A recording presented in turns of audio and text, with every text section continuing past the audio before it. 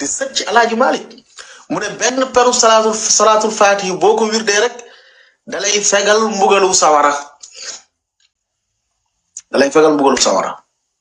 i waay samba toog di rek di wax ci diine ji loo xam ne amul benn preuve loo xam ne doo ko fekk ci alquran baqara ba naasi doo ko fekk ci sunna yonente bi sallallahu alayhi wa sallam lu dul daa ñu ne Alaaji Malik moo ne benn per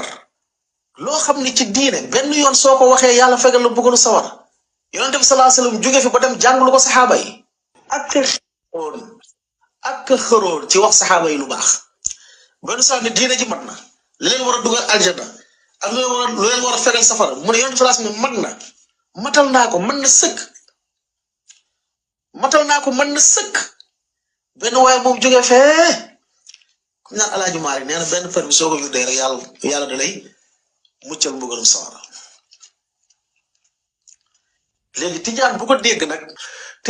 dégg nag ne comme su ma wirdee benn peru salaatul faatiha boobu moo tax doo gis tijaan yi ca Saalum dañoo dem ba gëm ni bàkkaar dafa baax ma dem ci waxtaan ak kenn ku ñu wax Dadi Dubson rappeur la mais da lay wax ne la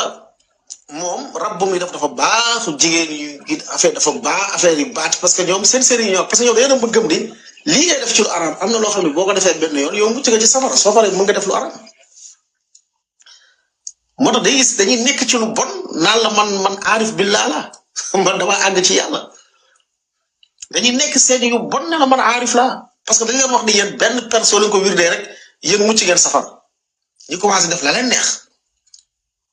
moo tax da ngay gis ku bokk ci tarixa nekk fecckat ku bokk ci seen tarixa bi nekk woykat ku bokk ci seen tarixa bi nekk mbër. di ñaan ngeen partager vidéo bi bu baax ngeen tapoter ko ñu leeral dëggu yàlla bi.